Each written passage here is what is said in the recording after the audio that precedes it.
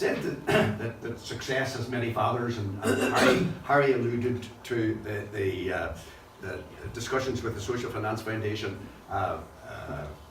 claiming the origins of the personal micro-lending scheme, and in truth they were one of the originators of, as you can see here from the slide, they're one of the originators of this particular pilot scheme.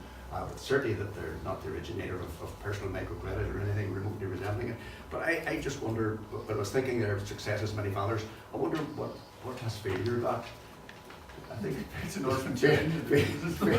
Does failure have neither mothers nor fathers? I don't really know the answer to that question. The Department of Finance is so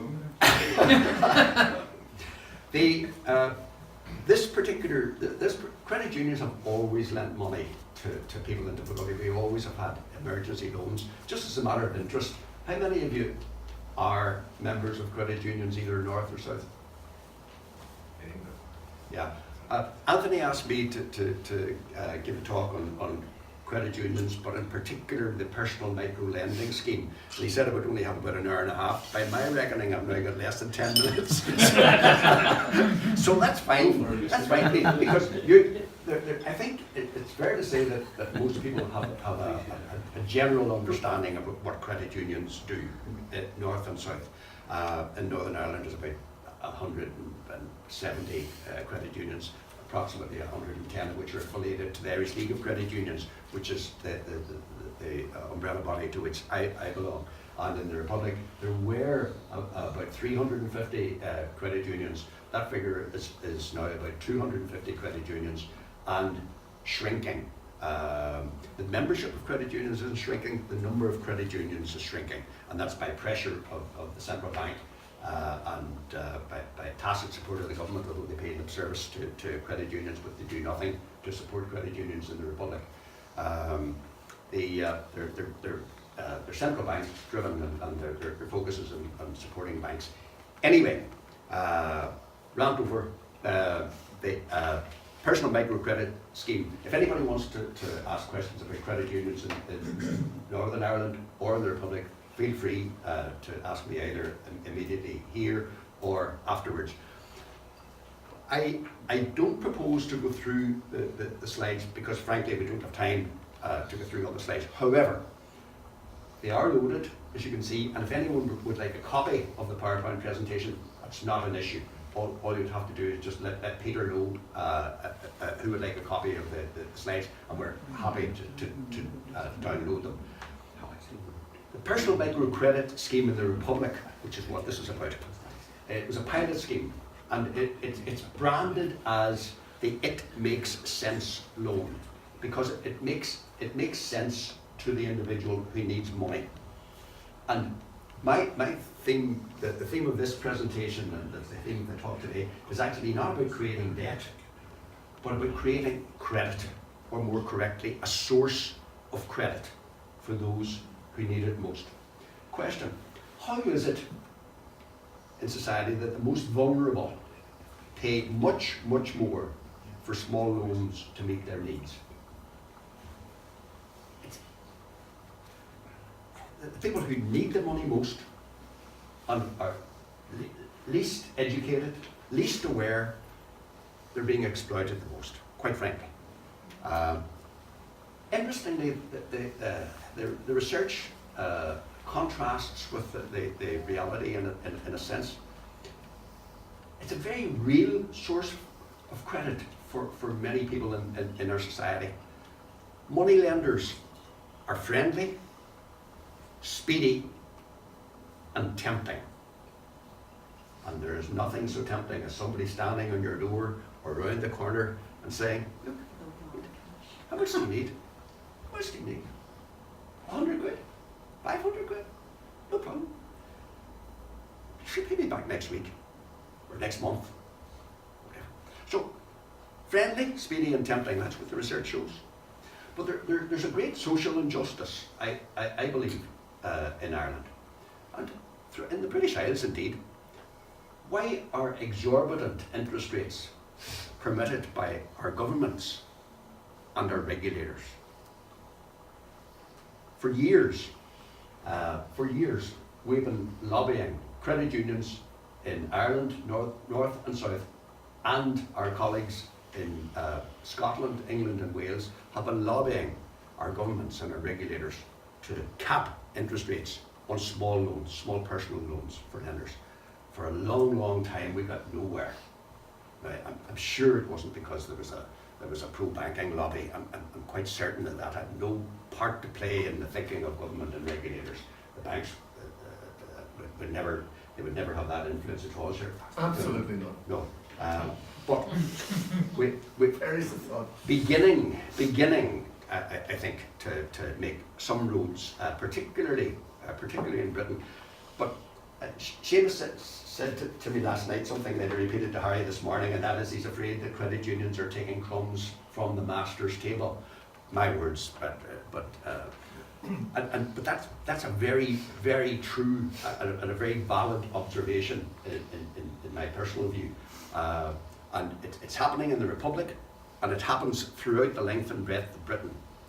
The banks decide to close shut down their banks in Tyneside or Torbay or in Sunderland or Swansea, and they say, but look, it's okay, we'll help to fund a credit union.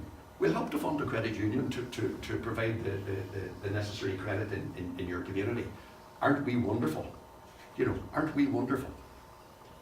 So the banks are very, very, quite frankly, the banks are very happy, I think, and the government in the Republic and the Social Finance Foundation and the Department of Social Welfare and the banks are very, very happy to see credit unions operate in this space. Personal microcredit, because that's the area that they want us to focus on. Nonetheless, that said, that personal microcredit scheme is extremely successful, as you will see if and when you read the slides. The essentials of that pilot scheme are there are no savings for the individual who needs the money. No savings are needed, unlike the traditional approach in credit unions. It's fast-track membership. Credit unions by law are only permitted to lend to their members, so they can't lend to you if you're not a member of a credit union. However, fast-track membership, no prior savings needed. You can get a loan up to £2,000, maximum £2,000, over 2 years, repayable over 2 years. The full risk and the cost of the administration of this scheme lie with the individual credit unions, and each credit union is an autonomous financial cooperative, whether it's affiliated to the Irish League of Credit Unions or otherwise. Repayments are made by direct debit or standing order from the social welfare, or interestingly from cash, from housing benefit. It can be repaid by housing benefit. Personal default, your personal adverse credit is not a barrier to getting a loan under this particular scheme, and it's by far from perfect, but it has worked. It has worked. The research shows that that small loan scheme provides real practical help for families and individuals in distress or struggling with low incomes, and that's research, not just propaganda. However, it's been at a big cost and a big commitment by the individual credit unions because there's a huge hassle factor. Anyway, it has worked. The minimum loan given under the personal microcredit scheme is €100. The maximum, as I said, is €2,000. The supporters of the stakeholders, the key stakeholders in the scheme, had suggested that maybe £500 would be the norm, and that's not too far from reality. The interest rate charged by credit unions is capped at 1% per month on the reducing capital balance. That's within our standard rules, and indeed the legislation that we fought for. A member is not permitted to apply for a top-up loan until at least 50% of the loan has been repaid, and total deductions for repayments of loans can't exceed 25% of social welfare. I personally think that's a bit high, because I don't see too many people living in luxury and on social welfare, either in the Republic or Northern Ireland, but nonetheless, that's total deductions can't exceed 25%, and rent takes priority over everything else. So if the person must be permitted to have sufficient to pay their rent. Deductions, repayments may be cancelled at any time by the borrower. At any time. Interestingly, there were only four cancellations of repayments in the pilot scheme, and quite frankly, I thought that was astonishing.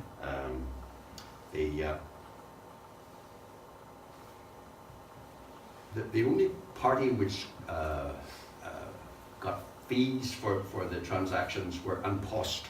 So if when the transactions were being put through en poste in the Republic, they charged 25 cents per transaction, which when that's multiplied up was quite a high charge, and that charge is borne by the credit unions.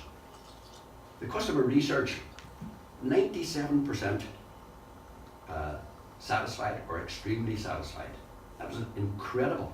And that research was not done by credit unions, it was done independently and commissioned by the Department of Social Welfare and the other stakeholders. In the pilot scheme, there were 30 credit unions plus 140 sub-offices. There were over 12,000 loans repaid, and amounting to just under $750,000 in the Republic.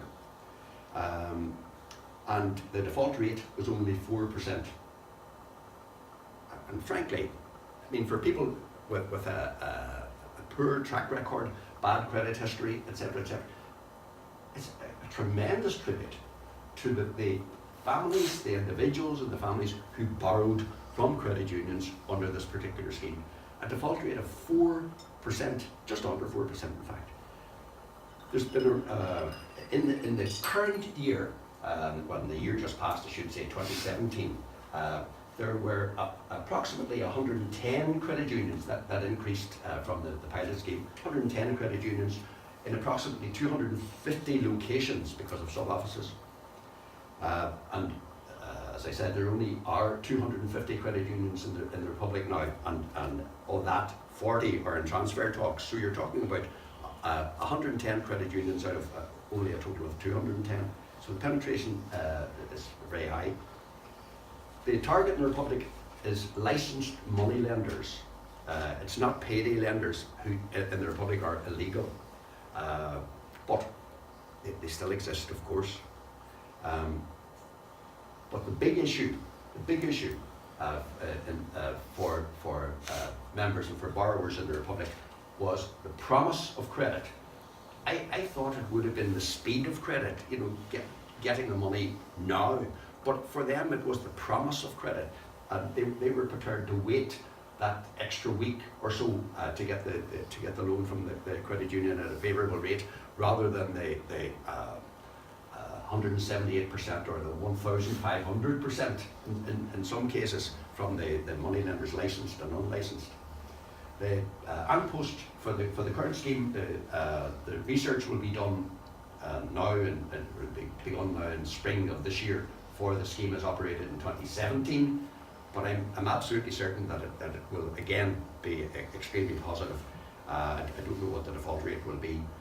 There's an implementation group chaired by the Department of Social Protection in the Republic, so and they'll be commissioning an independent assessment. So all of that and a lot more is available on the presentation, which is freely available to everyone. I would just like to make the point that the scheme has been heralded by everybody from the President to the Taoiseach to the boards of the Irish League of Credit Unions, the Board of Social Finance Foundation, the Department of Social Welfare, etc., etc. I'm not aware of one money lender has been put out of business as a result of it. Not one. Okay. Nonetheless, what is the old saying? Better to light a candle than curse the darkness.